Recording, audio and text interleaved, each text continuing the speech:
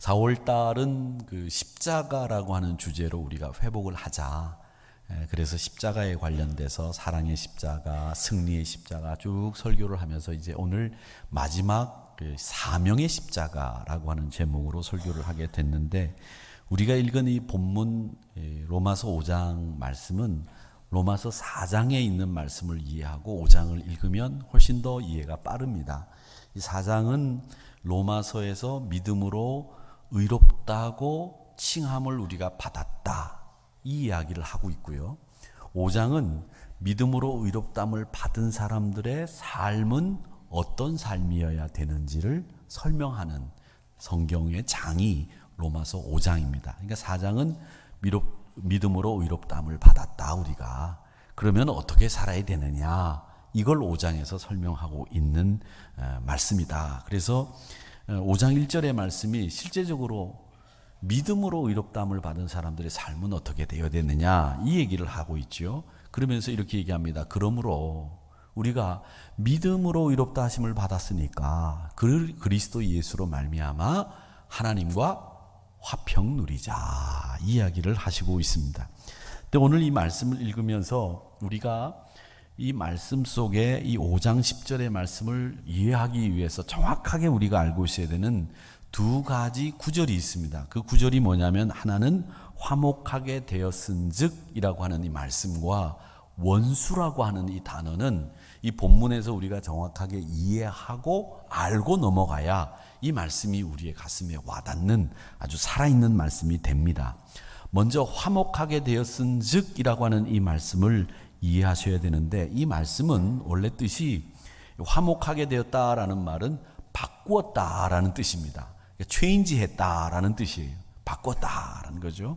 그러니까 여러분, 왜 요즘 그 나오는 영화들 중에서 보면 이 남자가 여자가 되고 여자가 남자가 되고, 또 혹은 젊은 소녀가, 할머니가 젊은 소녀가 돼서 뭐 일어나는 일들을 꾸며놓은 그런 영화들이 있듯이 이렇게 바꾸어진 것을 얘기하는 겁니다. 우리가 죄인이었다가 의인이 되었다, 이게 바꾸어진 것을 화목하게 되었은즉이라고 얘기를 합니다. 그 다음에 이 화목하게 되었은즉이라고 하는 말은 우리나라 문법에는 없지만 수동태로 만들어져 있어요. 우리나라 문법은 능동태만 있지만 이 영어나 외국 문법에는 능동태 말고 수동태라고 하는 게 있는데, 누구누구에 의해서 이렇게 되었다라고 하는 문장들이 있습니다. 근데 이 화목하게 되었은즉이라고 하는 이 문장은 수동태예요. 그래서 그리스도 예수에 의해서 우리가 바꾸어졌다, 이런 뜻으로 이해를 하시면 되겠습니다. 그러니까 내가 바꾸어진 게 아니고요, 내가 바꾼 게 아니에요. 내가 의지를 가지고 바꾼 게 아니라 그리스도 예수에 의해서 내가 바꾸어졌다, 이겁니다. 이게 화목하게 되었은즉이라고 하는 말씀이 갖고 있는 원래 뜻이고요. 그 다음에 원수라고 하는 이 말이 있는데, 원수 되었을 때라는 이 말은 우리가 하나님과 화목하기 전에는 원수였다는 거죠. 근데 여러분, 여기서 이 원수였다라고 하는 것은 하나님이 우리를 정말로 원수로 생각하셨느냐? 그건 아니에요. 하나님이 우리를 정말로 원수로 생각하신 것이 아니라, 정확히 말하면 우리가 지은 죄를 하나님이 미워하신 거지 우리를 미워하신 게 아니라는 거예요. 그런데 우리는 자칫 잘못하면 우리가 원수되었다라고 하면 우리가 하나님의 미움을 샀다, 이렇게 생각하실 수 있는데, 우리가 하나님으로부터 미움받은 게 아니라 우리가 지은 죄가 하나님으로부터 미움을 받았고 원수가 됐다. 그러니까 우리는 하나님과 원수된 적은 없는 거예요. 우리가 지은 죄가 원수되었던 거다라고 하는 것을 아셔야 됩니다. 그러니까 아담이 죄를 짓고 난 뒤에 하나님과의 관계가 깨지는 순간에 불화가 일어났고 갈등이 일어났고 하나님과 멀어지는 것을 경험하게 된 거죠. 그래서 이 하나님과 원수되었을 때라고 하는 말은 우리가 하나님의 진노나 우리 존재 자체가 하나님의 원수된 것이 아니라 우리의 죄가 하나님께 원수되고 진노를 사게 됐다라고 하는 것을 여러분들 분명히 알고 이 말씀을 이해하시면 훨씬 더 이해가 빠르리라고 생각이 됩니다. 자, 그러면 여기서 여러분에게 묻겠습니다. 여러분은 하나님과 화목하고 계십니까? 아멘이시죠? 네. 그러면 하나님과 사이가 나쁜 원수냐, 하나님과 화목했다고 하면 하나님의 자녀가 됐다고 한다면 어떤 사람인지 내가 누구인지를 잘 알고 계셔야 됩니다. 이 누구인지를 아는 것이 상당히 참 중요합니다. 우리가 내 자신을 알라, 이렇게 그 철학자 중에 소크라테스라고 하는 사람이 말을 했지만, 이 사람들은 자기 자신에 대해서 각각의 여러 가지 생각들을 하고 살아요. 문제없이 살아가는 사람 있습니까? 없습니다. 다 문제들을 가지고 사는데, 사람들은 사람들마다 자기가 가지고 있는 기질과 성격이 또 다 다릅니다. 그런데 그 성격과 기질 때문에 생기는 문제가 제일 많아요. 그리고 그 성격과 기질은 유전적인 요인도 있지만 학습되어져서 만들어진 것들도 많이 있습니다. 근데 우리가 구원받았다라고 한다면, 여러분, 우리가 유전적인 요소로 받았던, 학습되어져서 우리가 가지고 있는 기질이나 성격이든 그것도 고침받고 우리가 그것도 사실은 자유함을 얻어야 돼요. 그런데 우리는 환경을 통해서 성격이 만들어지고 유전적이든 학습이 되어졌던 그런 기질들을 벗어나지 못하고 그 테두리 안에서 구원받았다고는 하나 그대로 살아가면서 갈등을 일으키고 문제를 일으키고 이렇게 살아간단 말이죠. 그런 문제들 앞에서 우리가 어떻게 구원받아야 되느냐, 이것도 생각을 해보셔야 됩니다. 그런데 제일 우리 인간이 가지고 있는 중에 가장 기본적인 문제, 기질의 문제는, 성격의 문제는 뭐냐면 열등감과 우월감입니다. 이 열등감을 갖고 사는 분들은 대체로 굉장히 낮은 자존감을 갖고 삽니다. 이 겸손이 되면 좋은데 겸손이 안 되고 상처가 돼요. 다른 사람들로부터 내가 존경받지 못하고 있다, 다른 사람들로부터 내가 사랑받지 못하고 있다, 이런 생각을 가지고 있으시면 여러분 열등감에 빠져 있는 분들이고, 이런 분들은 쉽게 상처를 받습니다. 이런 분들은 대개 어릴 때 부모로부터 충분한 사랑을 못 받은 분들이 나중에 커서도 그렇게 될 확률이 많아지는데, 나중에 커서도 남편이나 아내로부터, 자식으로부터 인정받지 못하기 때문에 열등감에 시달려요. 그리고 낮은 자존감 때문에 늘 상처를 받습니다. 그래서 이렇게 얘기를 합니다. 목사님이 말이야, 아무개 장로님하고 아무개 집사님하고는 손잡고 인사를 하는데 나는 쳐다보지도 않고 말이지, 나한테는 인사도 안 받는다고.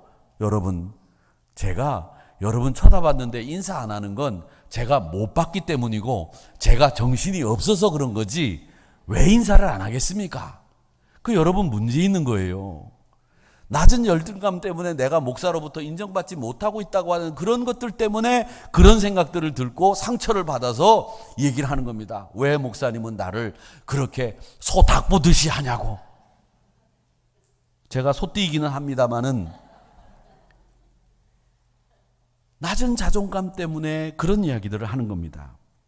또 그런 분들 중에서 공격적인 기질을 가지신 분들은 내가 상처를 받았으니까 나도 너에게 상처를 주겠다, 이런 생각을 하고서는 계속 남을 공격하는 일들을 하게 됩니다. 그렇게 공격을 하게 되면서 남을 상처를 주면서 그 상처 준 건 아무렇지도 않게 생각하시는 분들이 계세요. 이런 분들은 별일도 아닌데 상처받고 별일도 아닌데 시무룩하고, 또 공격적인 성향까지 곁들여 있다면 남에게 상처를 주고도 그 상처 준 것을 상처라고 생각하지 않아요. 너그럽게 받아들일 수 있는 것도 너그럽게 받아들이지 못하게 되고 기가 죽게 되고 풀이 죽게 됩니다. 그렇게 되니까 남을 공격하는 공격성을 가지고 있는 이 낮은 자존감의 사람들은 남을 공격하고 비판하고 비방하고 이런 것을 통해서 자기의 낮은 자존감을 상쇄시키려고 한단 말이죠. 또 반대로 우월감을 가지고 있는 사람들이 있습니다. 쓸데없는 우월감, 쓸데없는 자신감을 가지고 있죠. 이런 분들은 자기 확신을 너무 지나치게 가지고 살아요. 특히 자기는 뭐든지 다 잘하고 자기는 뭐든지 무한한 가능성과 잠재력을 가지고 있다고 생각을 합니다. 적극적이고 낙관적이죠. 그런 사람들이 하는 일이 뭐냐? 다른 사람을 늘 말할 때 훈계와 멸시조로 얘기를 합니다. 너는 이런 걸 잘못하고 있다. 너는 이렇게 해야 된다. 이런 훈계와 멸시조로 얘기하시는 분들이 대개 보면 쓸데없는 우월감에 사로잡혀 있는 분들입니다. 그러니까 자기 확신을 남에게 전파하고 자기 의의에 빠져가지고 남을 항상 판단하고 자기를 못 돌아보는 거죠. 여러분, 자기를 돌아볼 줄 알아야 되는데 이 자기를 돌아볼 줄 모르는 이런 모습을 가지고 사는데, 우리가 구원받았다고 하는데, 구원받았다고 한다면 내 기질과 내 성향도 어떤 부분이 잘못되고 어떤 부분이 이런 부분이 약하다라고 하는 걸 알면 그것도 고쳐나가기 위해서 애쓰는 것이 구원받은 사람들의 모습이어야 된다는 거죠. 그런데 우리는 우리를 돌아보질 않아요. 우리 주님이 이런 말씀하셨습니다. 너희 하나님을 너의 몸, 마음, 정성을 다해서 사랑해라. 내 이웃을 내 몸과 같이 사랑하라. 이렇게 말씀하신 것은 뭐냐면, 너 네 확신에 빠지지 말고, 너 낮은 자존감 때문에 상처받지 말고 네 자신이 누군지를 알아. 네가 해야 될 일이 뭔 줄 알아? 그건 바로 네 확신에 빠져서 사는 게 아니라 하나님의 말씀과 그리스도에 대한 사랑으로 그 확신을 가지고 사는 게 맞아. 이렇게 말씀하시면서 너를 돌아봐. 네만 사랑하지 말고 하나님 사랑하고 이웃 사랑하면서 네가 어떤 사람인지를 봐. 이 말씀이에요. 열등감에 빠진 사람들은 낮은 자존감으로 상처 입기보다는 자신을 사랑할 줄 알아야 되고 의연하게 대처하고 대범함이 필요하다. 이 말씀이고요. 반면에 쓸데없는 우월감에 빠져 있는 분들은 그 우월감보다는 말씀을 사랑하고 자신의 확신보다는 그리스도가 나를 사랑하셨다고 하는 확신을 가지고 살아가는 것이 필요하다. 그 말씀이에요. 열등감을 가지신 분들은 여러분, 항상 자신을 넉넉히 이기고 감당할 수 있는 사람이라고는 확신을 가져야 됩니다. 그리고 또 우월감을 가지신 분들은 자신에 대한 확신보다는 그리스도가 나를 사랑하셨다고 하는 확신으로 살아가는 것이 필요한 줄로 믿습니다. 그렇게 사셔야 됩니다. 근데 우리는 그렇게 살지를 못하고 있죠. 이게 오늘 이 말씀 속에서는 이런 구원과 자유함을 누리면서 오늘 말씀처럼 하나님과 화목하게 되어가는 일, 그 일로 바꿔가는 게 필요하다는 것입니다. 이걸 우리가 신앙적인 용어로 뭐라 그러냐면 하나님의 형상을 찾는 일, 이렇게 이야기하는 겁니다. 사랑하는 성도 여러분, 하나님의 형상을 찾으시는 여러분들이 되시기를 주님의 이름으로 축원합니다. 창세기 1장 27절에 보면 뭐라고 말씀하시고 계십니까? 하나님이 자기 형상, 곧 하나님의 형상대로 사람을 창조하시되 남자와 여자를 창조하셨다고 하셨어요. 우리는 하나님의 형상대로 창조되었습니다. 우리는 고귀한 가치를 가지고 산 사람이에요. 터무니없는 우월감으로 살 필요가 없는 사람들이에요. 그리스도인들은 하나님의 형상을 회복하고 또 회복하고 하나님의 형상대로 살기를 위해서 몸부림치는 사람들이에요. 우리에게 주신 아름다운 삶의 여러 모습들을 즐길 줄도 알아야 되고 기뻐할 줄도 알아야 되는 사람들이 하나님의 형상을 가지고 사는 사람들이에요. 열등감을 가지고 사는 사람들이 아닙니다. 자신을 비하하거나 우울해하지 마세요. 낙심 가운데 빠지지 않도록 유의하셔야 됩니다.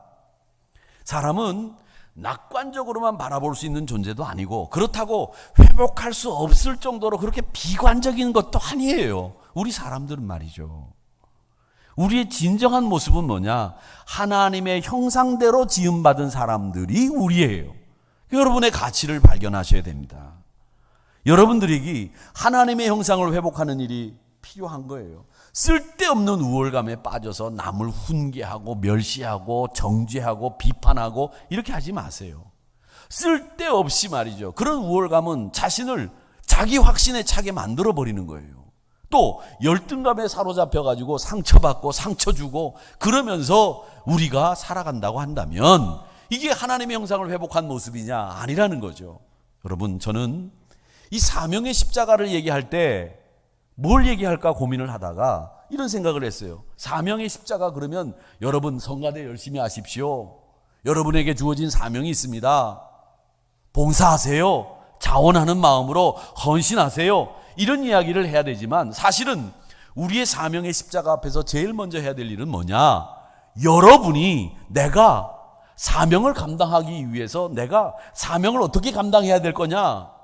내가 이 사명을 위해서 뭘 해야 될 거냐? 이런 생각을 하는 것보다 더 먼저 우선해야 될 것은 뭐냐면 여러분이 사명자가 되는 게 중요한 거예요.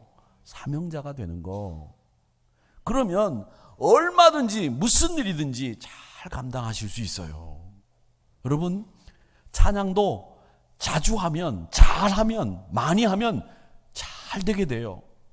오늘 여기 우리 시온성가대가 찬양을 했는데 우리 시온성가대가 찬양을 참 잘하는데 여러분도 시온성가대 대원들처럼 찬양을 잘 하실 수 있어요.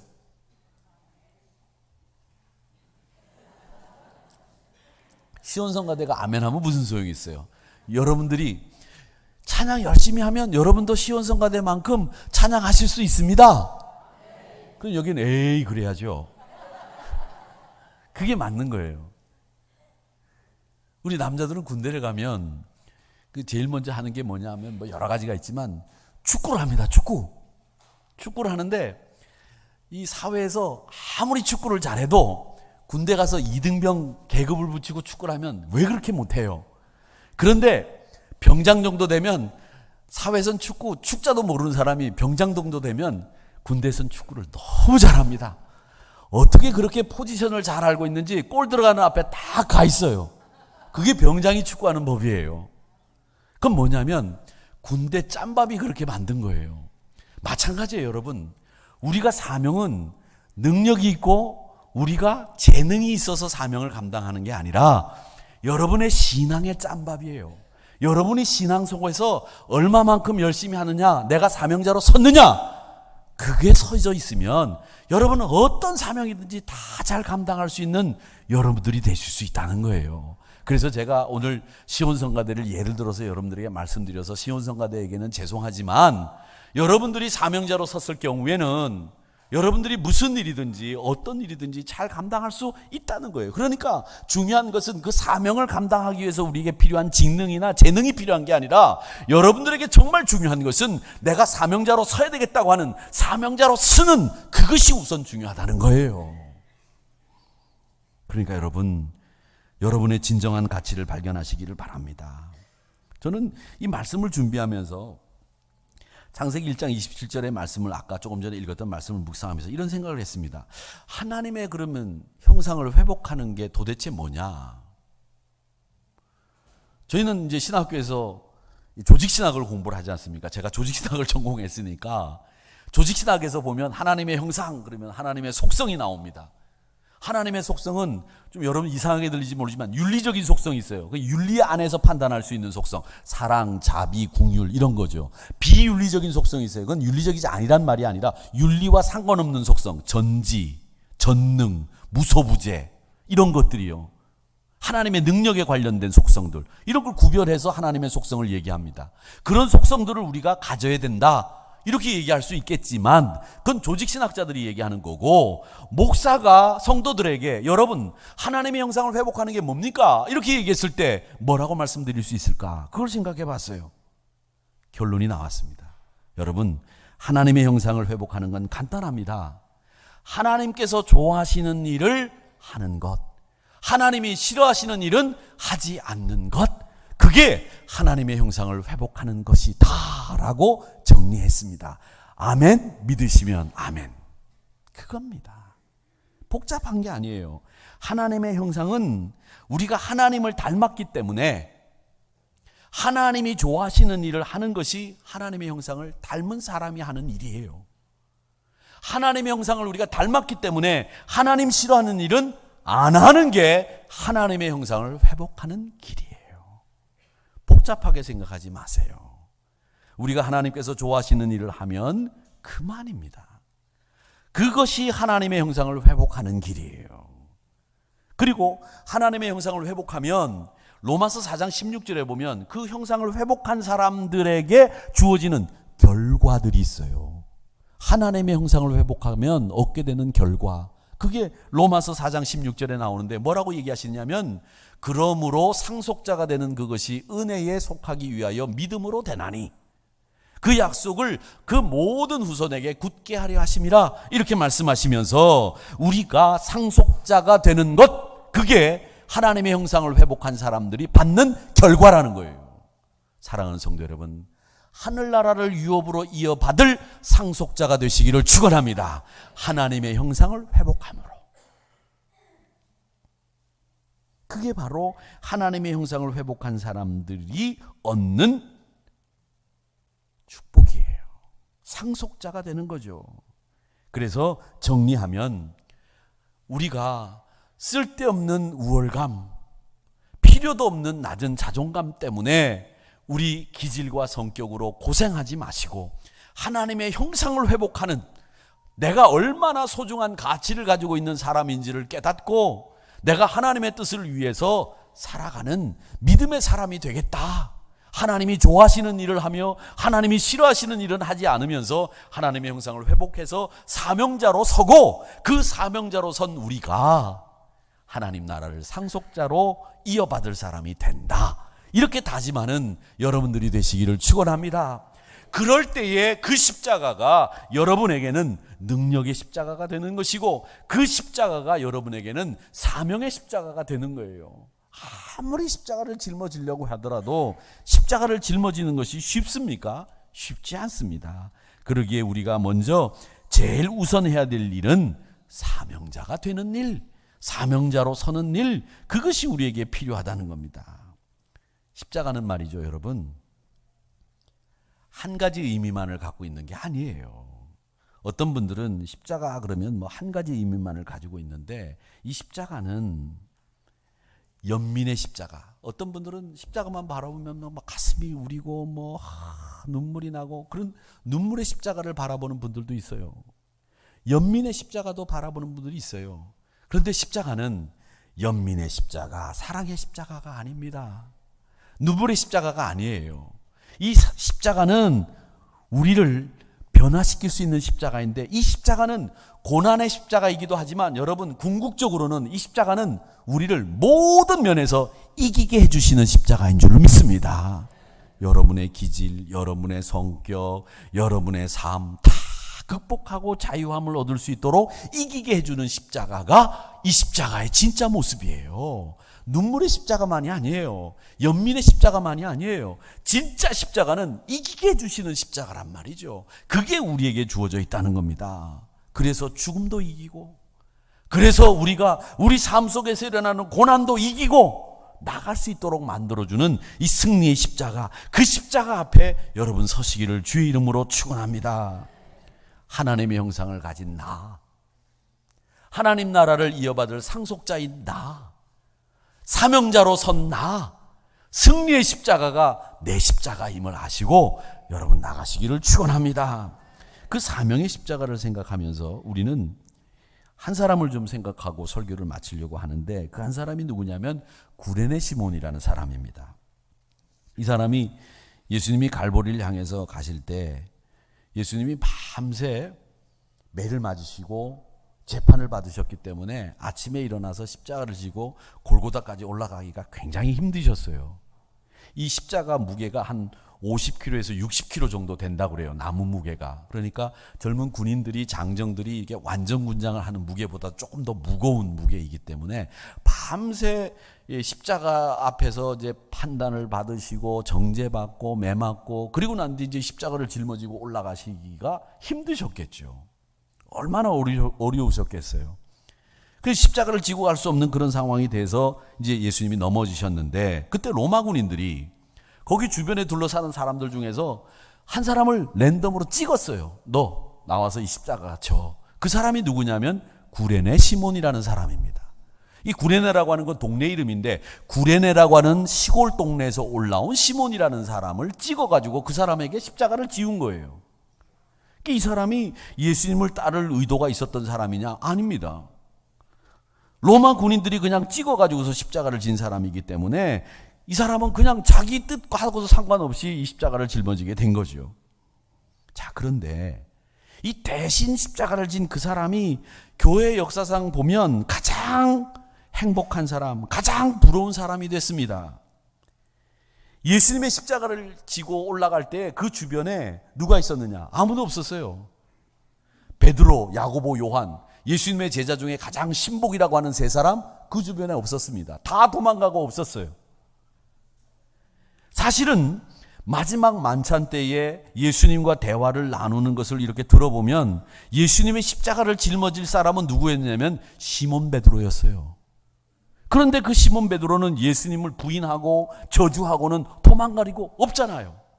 그때 로마 군인들에 의해서 부름을 받아가지고 십자가를 졌지만 구레네 시몬 베드로가 아니라 구레네 시몬 구레네 사람이 그걸 짊어진 거예요. 그것도 억지로. 이 사람이 누구였느냐?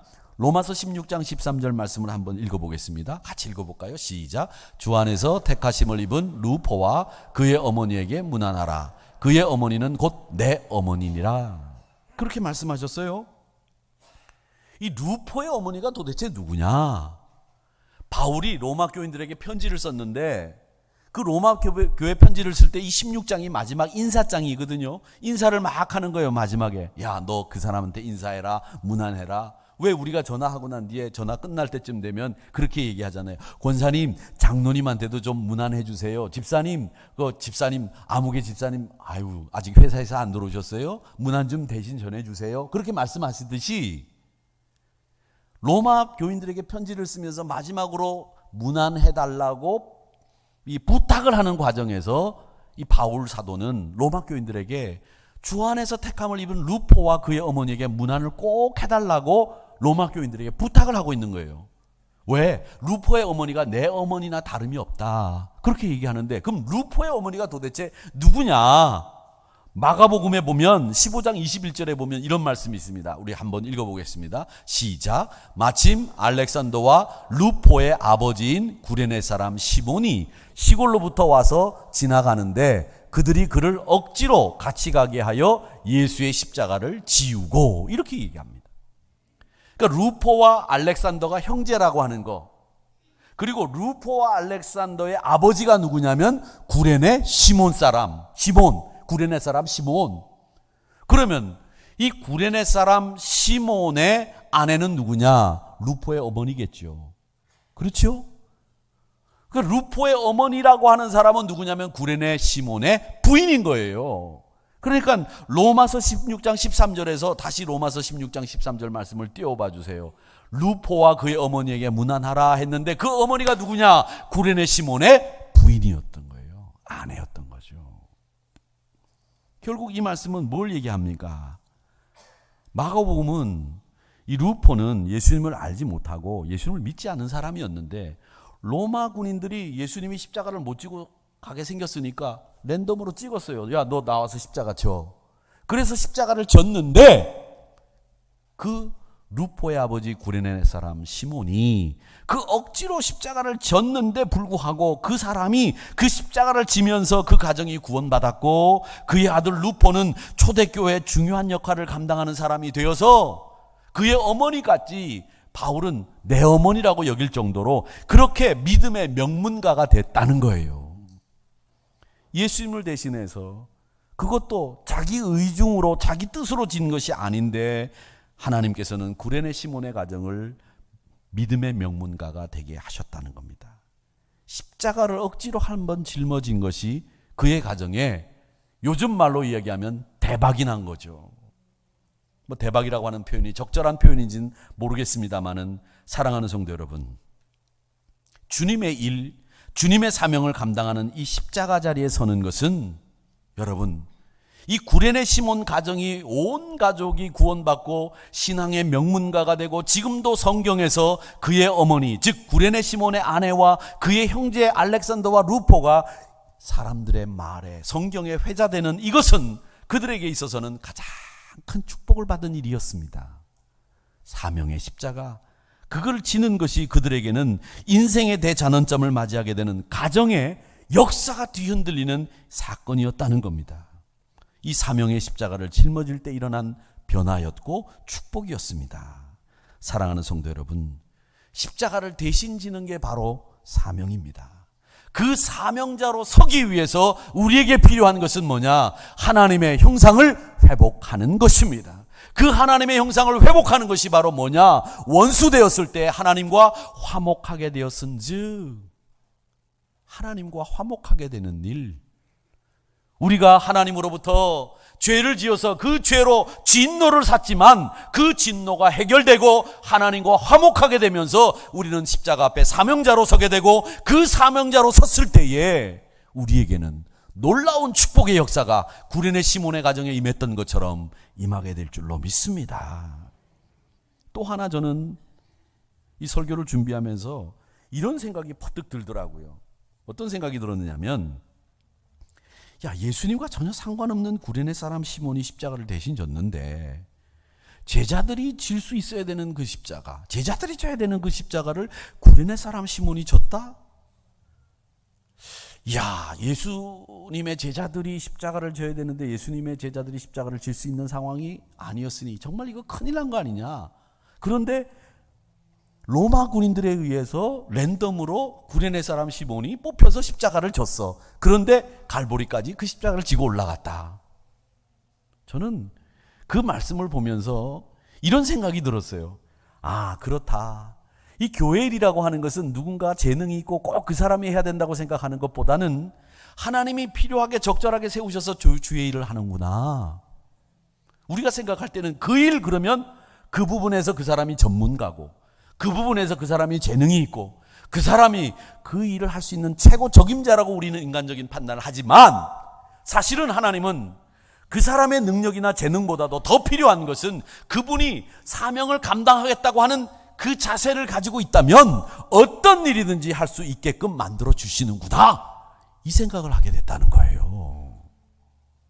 여러분, 그러니까 어떤 일이 맡겨졌을 때 하나님, 저는 그 일에 재능이 없습니다, 그게 중요한 게 아니더라고요. 하나님, 제게 이 일을 맡겨주셨는데 이제 저에게는 그 일을 감당할 수 있는 재능은 없지만 하나님이 저에게 재능 주시고 붙잡아 주시면 제가 할 수 있습니다. 이게 바른 신앙의 자세다라고 하는 것을 이 구레네 시몬을 통해서 제가 배우게 됐다는 거죠. 여러분, 그렇습니다. 여러분, 어떤 분들을 보면 내가 그 일을 하지 않으면 직성이 안 풀리는 분들 계세요. 제가 그 일을 해야 됩니다. 누가 그 일을 하겠습니까? 아니에요. 그분이 안 하셔도 하나님이 이 대신 잇몸을 통해서 일할 수 있도록 만들어 주시더라는 거죠. 또 어떤 분은 목사님, 그런 일은 제가 못합니다. 아니에요. 재능이 없어도 하나님이 세워주셔서 능력 주시면 그 일을 얼마든지 감당할 수 있게 되더라는 거예요. 그러니까 여러분, 구레네 시몬이 진 십자가를 생각해 보면 주의 일은 사람이 하는 게 아니라 하나님이 하신다라고 하는 것을 알게 된다는 거죠. 그러기에 여러분, 주도권을 잡아서 속이 풀려야 된다고 한다면 버리세요. 그저 하나님 앞에 순종하고 복종하는 것만이 필요한 것이죠. 내가 내 일을 남에게 맡길 줄 모르고 내가 다 해야 된다? 이거 안 된다는 거죠. 제가 제일 처음 목회를 시작하면서 제일 어려움을 겪었던 게 뭐냐면, 제가 부목사 생활을 한 10년 정도 했으니까 부목사는 다 해야 됩니다. 운전도 해야 되고 행정도 해야 되고 설교도 해야 되고 구역장 교육을 가려면 식당도 섭외해야 되고 관광버스 대절도 해야 되고 다 합니다. 제 몸에는 이런 걸 다 하는 게 몸에 배었어요. 담임 목사가 돼서도 그걸 제가 다 하려고 하다 보니까 힘은 힘대로 들고 일은 능률이 안 오르더라고요. 근데 장로님이 탁 들어오셔가지고 저를 좋아하시는 장로님 한 분이, 목사님, 그거 맡기세요. 왜 그걸 목사님이 다 하려고 하세요? 저는 제 꿈이 말이죠, 그 미국 사람들처럼 이 자동차 이 차고 안에 이 벽에다가 공구를 쫙 걸어놓고 엔진 오일도 제가 싹 갈고 타이어도 제가 싹 갈고 세차도 제가 싹 하고, 그런 미국 사람들의 모습을 보면서 저게 실용적이다, 나도 저렇게 살아야지, 이렇게 생각했던 사람이에요. 그런데 제가 아는 목사님 중에 그렇게 사신 분이 있었어요. 지금은 저기 안성에 가셨고 지금 우리 지방에 있다가 저기 안성에 가신 분이 그렇게 사셨어요. 그래서 제가 그분한테 찾아가서 어떻게 엔진 오일을 가나왔더니 작기로 막 떠가지고 밑으로 들어가가지고서 이렇게 자전거 쇠사슬 같은 거 넣어가지고 막 오일 필터도 갈고 오일도 갈고 당신이 다 해요. 화장실 청소도 다 하고. 그래서 저도 그걸 부러워가지고 그것도 하나씩 공구를 사서 드라이버, 스패너, 망치 사가지고 공구도 다 마련하고 이제 요거를 벽에다 달 날만 기다리고 있었거든요. 근데 그 장로님이 그러시는 거예요. 목사님, 그건 관리 집사님이 하게 하시고 목사님은 더 기도하고 설교 준비하셔야죠. 그거 하면 안 됩니다. 그러시더라고요. 제가 거기서 퍼뜩 깨달았어요. 아하, 그렇구나. 내가 할 수 있는 일이지만 내가 남에게 맡길 수 있는 사람이 되어야 그게 더 큰 일을 할 수 있는데 그걸 제가 많이 오랫동안 깨닫지를 못했어요. 지금도 그런 속성들이 아직도 저 안에 남아있는 것 같아요. 근데 여러분, 우리가 다 할 수 있는 것도 아니고 다 할 수도 없습니다. 우리가 하지 못하는 일을 대신 누군가가 할 수 있습니다. 여기서 여러분 사명의 십자가를 생각해 보시기 바랍니다. 내가 하는 것이 아니라 쓰임 받아야 되고 또 내가 다 할 수 있는 게 아니라 누군가가 나를 대신해서 할 수 있는데 내가 그것을 가로막고 있지는 않았는지. 이 사명의 십자가 앞에서 원수되었던 내가 하나님과 화목하게 되었은즉 이제 사명자로 서게 하여 주시옵시고 이 사명자로 선 제가 하나님 무엇보다도 쓸데없는 우월감이나 또 보잘것없는 자기를 비하하는 이런 열등감에 사로잡히지 않게 하시고 사명자로 서서 하나님의 사명의 십자가를 짊어지는 하나님의 용사가 되겠습니다. 저를 하나님께서 못된 성격, 못된 기질에서 구원해 주셔서 행복자로 사명자로 서서 십자가 지고 짊어가는 구레네 시몬과 같은 대박 사건이 일어나서 신앙의 명문가를 만들었던 구레네 시몬의 가문과 같은 그런 복된 가문이 되게 해 주시옵소서. 그렇게 기도하시면서 그렇게 살아가시는 여러분 되시기를 주님의 이름으로 축원합니다.